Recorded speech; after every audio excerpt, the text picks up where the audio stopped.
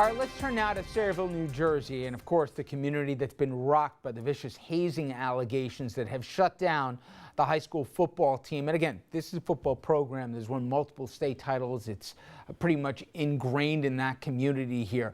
The football coaches now at War Memorial High School in Sayreville, they're suspended with pay following the allegations. 7 boys in the team arrested for abusing freshman teammates. 3 are facing charges including aggravated sexual assault, aggravated criminal sexual conduct, and criminal restraint. Investigators who are trying to get to the bottom of what really happened on at least 3 separate occasions in the locker room may run into some trouble due to conflicting stories from witnesses. Some say the boys were violently attacked and at least one person was even sodomized. Meanwhile, other accounts say the boys were horsing around, but it didn't reach the previously recorded levels. The Times reports an account from one witness who said the older players punched and sometimes kicked the younger ones, pinned them, and at the very least grabbed their buttocks. JV football team now in another community, this one in New York, in Monroe-Woodbury, well, they have suspended the JV team for the balance of the season. School officials investigating claims of verbal abuse among teammates. One player told authorities he was called the N-word. Interim school superintendent Elsie Rodriguez says that she's received mixed reactions from parents. Some parents were supportive. Some parents, as we had anticipated, were upset because they felt that we were making a decision based on a few kids rather than the whole team. You hear about teen suicide, and I think it's something that really needs to be addressed, and if serious repercussions need to be taken, then I think it needs to be for the sake of our kids. Okay, I will only say that this will not stop in Orange County. This will not stop in Sayreville. This is going to get this thing rolling. And if you think that this was in 2 New York and New Jersey communities, you're sadly mistaken. We're going to see how this plays out. But I will say, Jeannie, this is conversations that now happen around the dinner table as to what's going on in the locker rooms, what's being said, how involved is your coach? Is your coach in the locker room? And it's not just for the football teams, it's for other stuff as well. I cannot tell you how many conversations about 2 subjects, Ebola and Sayreville, have dominated every time I'm around other sets of parents for the next couple of weeks here.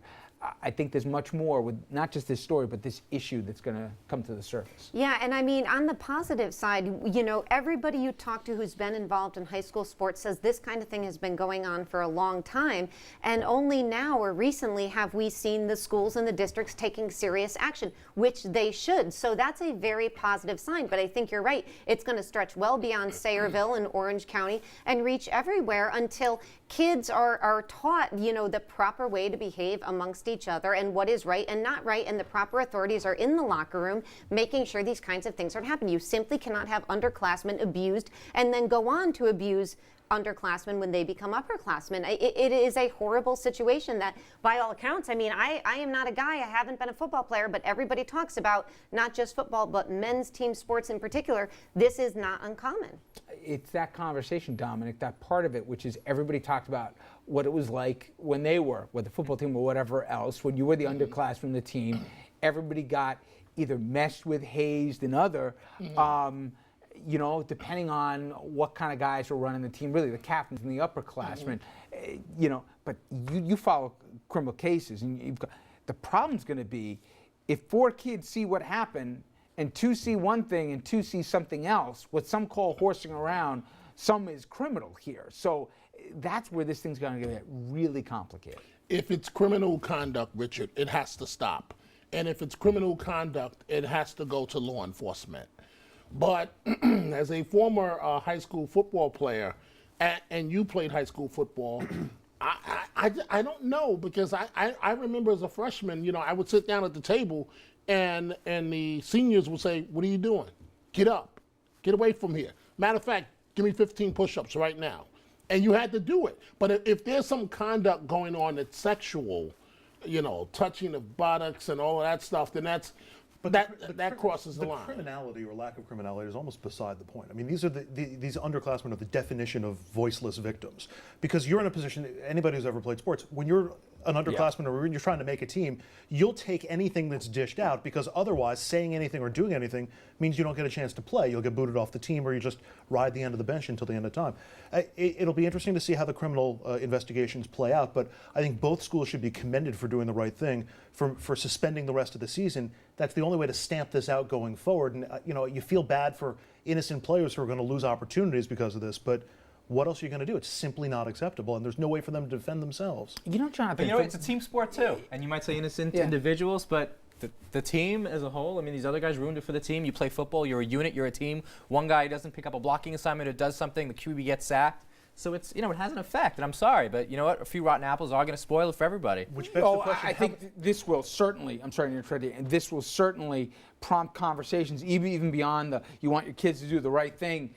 No one, theoretically, this will not be unaddressed before next year's mini camps or whatever else, but where were the coaches? That was, for me, that was my next point. How many coaches have seen behavior similar to this and done nothing about it for fear of coaches, a lot of times these are guys that used to play, that see it, and they're part of the environment. Come on. You expect the coaches to be there for every single thing? I mean, come on. No, that's ridiculous. If you believe the accounts of this, Dominic, you don't leave 70 kids alone in the locker room to police themselves. It's not one coach. You have as many as 5, 6 coaches Richard, with position when coaches. When we showered, the coaches were never there. And when we showered, everybody's walking around nude. Sometimes guys would pop you with a towel. All right, but I'm not talking about just that.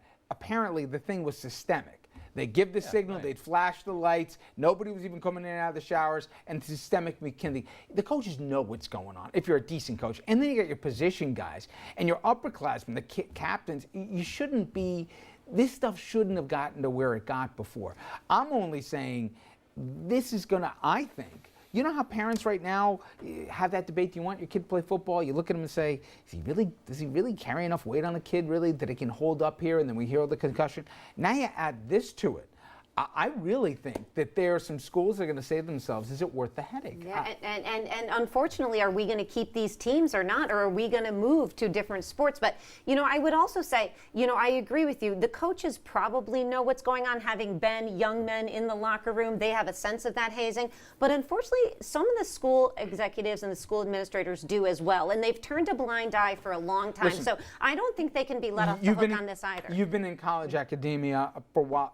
Not that long, you're a very young lady. But no, but my point is, isn't it the same kind of conversation? He doesn't mean it, does he? Yes, I do. Isn't it the same kind of conversation we're having about fraternities and sororities? Absolutely. Which is, since the dawn of time, we know what's going on. Yeah. We know what they do with the pledges and everything else.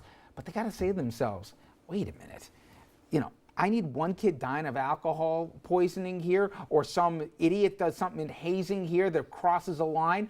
College gets sued here. We created the environment that tolerated this. Hasn't it become either not zero tolerance or something approaching it out of just the colleges saying to themselves, or the high schools, we just don't need this in our lives? Yeah, absolutely. And also the NFL. I mean, everybody knows what is going on in these situations. Nobody is surprised by this. And yet it's when there's a fear or a threat of lawsuits or losing an audience or not being able to sustain yourself that they take action. So, as much as we blame the players and these young people, and as much as we blame the coaches, there are other people involved who have turned a blind eye and allowed this stuff to go on, including, unfortunately, parents who have known for a long time what is happening, or at least decided not to investigate. And it's also shocking, the parents that have been irate after the allegations come out. How dare you shut down the field? It's unbelievable, But Richard, of course. College scholarships, I mean, it's the you tickets, can't other punish, stuff. But they not you can't punish the whole team. Maybe 1 or 2 of them. All right, well.